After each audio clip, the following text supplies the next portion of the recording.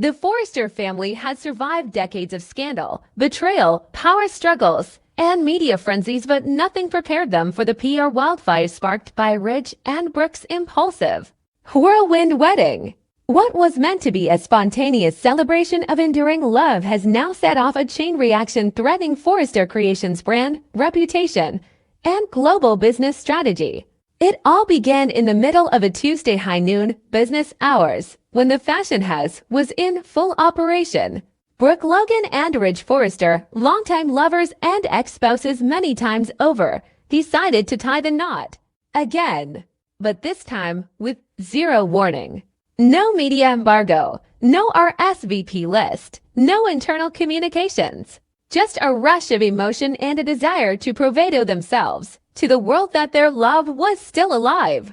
Unfortunately, the world wasn't ready, especially not the board of directors. Within minutes of the ceremony, photos going viral courtesy of bystanders, fans, and a few fashion bloggers tipped off by curious staffers, internet was ablaze. Major outlets picked up the story. Headlines blared, Bridge reunited at what cost to Forrester?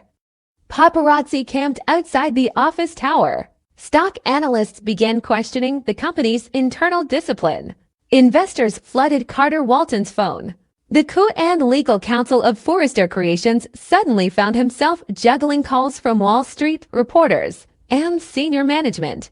Carter had faced crises before, but nothing quite like this. It wasn't just a tabloid spectacle. This was a corporate emergency, and it was personal. Carter had to act fast. He called an emergency board meeting, pulled together the public relations team, and immediately began crafting a crisis communications strategy.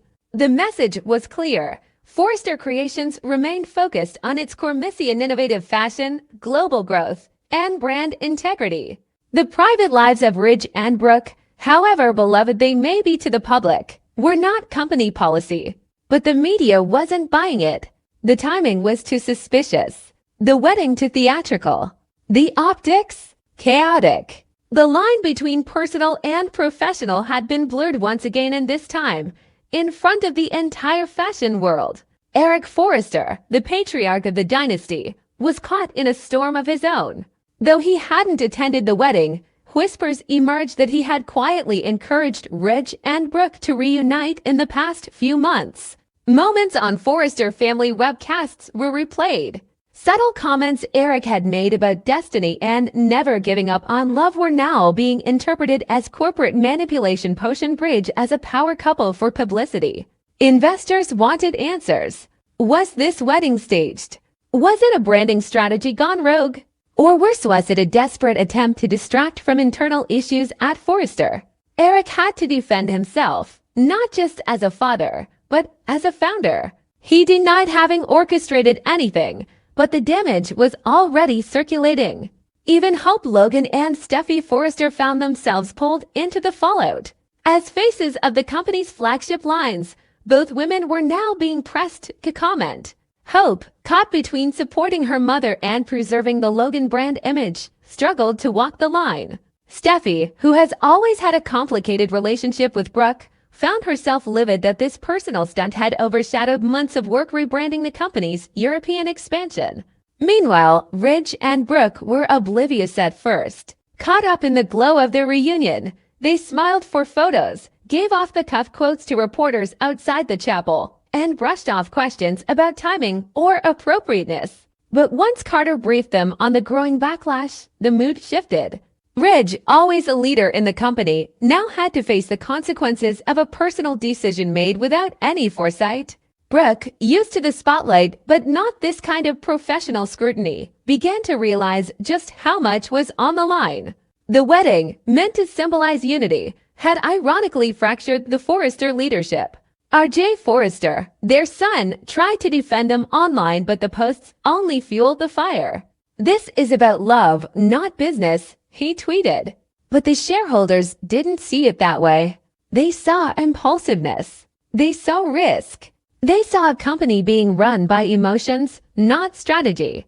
That's when Carter made the call that shook the executive floor. Forrester Creations would temporarily freeze all press interactions cancel its upcoming live showcase, and shift its internal calendar to prioritize reputation management. This was no longer about fashion. This was damage control. A special task force was formed to develop a new crisis communication blueprint. Staff were instructed not to speak to the press. Confidentiality briefings were held. Carter began scheduling private meetings with the top investors to calm the waters. Internally, tensions reached a boiling point. Thomas Forrester accused Ridge of being reckless. "We're not just a family wear company," he snapped during a closed-door strategy session. "You don't get to throw a wedding in the middle of a Tuesday and expect the rest of us to clean up your mess," Ridge fired back. "You wouldn't understand. When you know it's right, you go for it." The room fell silent. There was no argument that could erase the reality. The media had weaponized the wedding. What should have been a private moment of celebration had been turned into a viral liability. Brooke tried to address the backlash with a filmed statement, but the message was muddled, part apology, part justification. She spoke about love and fate, but the press wanted hard answers about corporate ethics, company direction, and executive responsibility. The board demanded a vote on new protocols requiring all senior-level personal events that could impact the company to be disclosed in advance. Essentially, a policy was now being drafted because of Ridge and Brooke's wedding. They were being written into company history not for their legendary love story, but for their lack of foresight. Meanwhile, the fashion industry was buzzing. Rivals like Spencer Publications began spinning stories to their advantage. While Forrester flounders, we focus on the future. One statement from their PR office read, "Social media exploded with memes mocking the Bridge wedding. Fashion influencers debated whether it was romantic or irresponsible." Even longtime Bridge fans began to admit the timing had hurt more than helped. And through it all, Carter remained the firewall. He worked late nights with the crisis team, analyzing every ripple effect. Orders were dipping in certain markets. Wholesale buyers were holding off. Celebrities who had partnerships with the brand were suddenly reassessing alignment. The damage was real. Fixable but real. A plan was finally set into motion. Forrester would pivot to a new campaign focused forward, emphasizing innovation, professionalism, and the next generation of leadership. Hope and Steffi would co-lead the next runway event. No press appearances from Brooke or Ridge for at least 60 days. RJ would stay off social media. Thomas would unveil a new menswear line to show the company wasn't stagnant. And Carter would continue quietly managing investor relations and board confidence. Eric, for his part, would begin stepping back. His role as spiritual figurehead had now become a liability in the eyes of some, and though he'd never admit it publicly, he recognized the shift. The era of romantic entanglements fueling the brand was coming to an end. It was time to get serious. But the question remains, can Forrester Creations truly move forward while Ridge and Brooke's love story remains so embedded in its DNA? Can they survive another scandal?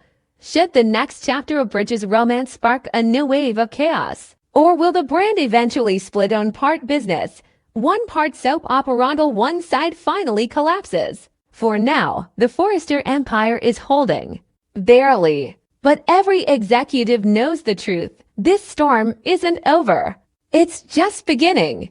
And the next move Ridge and Brooke make could decide the fate of everything they've built. CBS The Bold and the Beautiful spoilers. Luna Nozawa unleashes chaos while Spencer breaks down.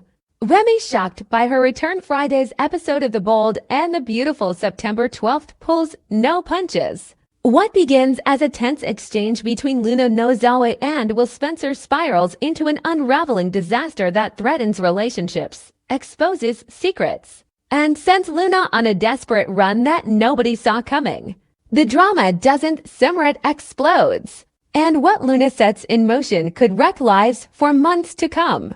In the aftermath of her reckless choices, Luna walks into Lee Finnegan's apartment like she owns the Playskool, smug, completely unfazed by the havoc she's already stirred. Will Spencer, on the other hand, is barely holding it together. His emotions are a storm: confusion, anger, guilt, and Luna's smug attitude only fuels the fire. The conversation starts controlled, but spirals quickly. Luna seems to bask in the attention, almost playing with Will like a cat toys with prey. But beneath the surface, a crack starts to show. Will's not just a wealthy heir or some naive fling. He has resources. He has power. And most importantly, has the law on his side. That realization hits Luna like a freight train. Suddenly, that invincible front slips. Her eyes dart. Her voice falters. Because Will could, with one phone call, bring in the cops. And she knows what that means. Prison. Again. Luna's past isn't just a dark shadow, it's a ticking time bomb. And Will has his finger on the trigger. Panic sets in. Before Will can make a move, Luna bolts. She's out the door, out of reach, and gone before Will can even call out her name. The tension peaks as Will rushes after her, but the elevator doors close. Luna vanishes, leaving behind a storm of confusion and unresolved chaos. Will doesn't even have a chance to process her escape before his phone rings. It's Katie Logan. She's calling at the worst possible moment, unknowingly stepping into the eye of the storm. Ironically, Electra Forrester had just finished singing Will's praises to Casey, how mature he's become, how he's growing into the kind of man his father could never be. Katie's tone is light, cheerful, maybe even proud. But when she suggests that Will was right not to mention the mysterious woman he'd been seen with, the weight of the truth nearly crushed him. Because now Will knows who she was. Luna. And not just some random woman, she's a walking grenade with secrets and manipulations in her wake. Worse, Will already crossed the line with her. Intimately. There's no undoing that now. Will's in too deep. He's trapped between guilt, shame, and the very real threat that Electra might find out. Electra, who trusts him? Who sees him as a stable man? A future. If she discovers the truth that he slept with Luna Nozawa, a woman tangled in more lies than anyone in Los Angeles, of everything he's building with her could implode. Not to mention, this wasn't just a fling. It was calculated on Luna's part. Will can't shake the feeling that he was played. Used. Still, there's another layer to this danger. Luna isn't just manipulative. She's unpredictable. Her escape wasn't just to avoid jail. It was survival instinct. And a cornered Luna is dangerous. Will can't shake the fear that she might lash out again. If she returns in with Luna, that's a one. Not an Ive has no idea what she might do next. Meanwhile, Luna is on the run. No resources. No plan. Nowhere to go except to someone who might still believe in her. Someone who once cared for her, maybe even loved her. Remy Price. Remy isn't prepared for what's waiting on the other side of the door when he answers it. Seeing Luna alive stuns him. For a moment, he looks like he's seeing a ghost. His brain can't catch up with what his eyes are showing him. The woman he thought was gone forever is now standing in front of him, disheveled, frantic, desperate. She pleads for his help. Remy wants answers, but Luna isn't giving details. Not yet. All she wants is a place to hide. A roof. A moment to breathe. Against his better judgment, and maybe because some part of him still cares, Remy lets her in. It's only after she's inside that the weight of the situation hits him. He tries to reason with her. Go to the police. Turn yourself in. Clean the slate. But Luna refuses. She's adamant. She won't go back to prison. Not again. And she doesn't trust the system to give her a fair shot. She insists she's being framed, misunderstood, hunted. Whether that's true or just another layer of manipulation, Remy doesn't know. But what he does know is that he's now complicit. If the authorities come knocking and find Luna here, he could go down with her. Still, he hesitates, torn between protecting himself and shielding someone who once mattered deeply to him. Luna, for her part, isn't just hiding. She's planning, always scheming. The gears are already turning. She knows that eventually someone will come looking. Will, Katie, maybe even Electra. And when they do, she needs to be 3 steps ahead. The only way to survive in a city full of sharks is to bite first. Luna's not just running, she's plotting her comeback. Her time with Remy is just a pit stop. What comes next is going to be bigger, bolder, and far more dangerous. She's got scores to settle and secrets to protect. And she's not afraid to lie, seduce, or blackmail to get what she wants. Meanwhile, Will's in free fall. He's carrying a secret that could destroy every good thing in his life. Katie senses something's off. She's known Will too long not to notice when he's spiraling. But Will's boxed in. Tell the truth and risk losing everything. Stay silent and risk Luna resurfacing on her own terms he can't control. What makes this situation worse is Elektra's timing. She's been investing in Will. Emotionally, professionally, publicly. If the news breaks that he's been sleeping with a dangerous, manipulative fugitive, that trust will evaporate in seconds. It won't just be personal fallout. It'll be public humiliation. And Luna knows it. She's banking on it. She's counting on Will's silence to keep her one step ahead. Because as long as he doesn't confess, she has leverage. And leverage is the only currency that matters in this world. The question now is, how long can Will keep it together? How long before Katie, Elektra, or even Bill Spencer himself demands the truth? And when that happens, will Luna still be lurking in the shadows, ready to use what she knows as a weapon? Or will Remy become collateral damage in the next phase of Luna's dangerous game? The bold and the beautiful spoilers confirm that Luna won't stay quiet for long. Her schemes will only escalate from here. With Will unraveling, Remy trapped, and Elektra inching closer to the truth, the stage is set for a showdown that could shatter families, ruin reputations, and flip alliances overnight. Luna Nozawa isn't done. Not by a long shot. And the chaos she's left in her wake. It's only the beginning.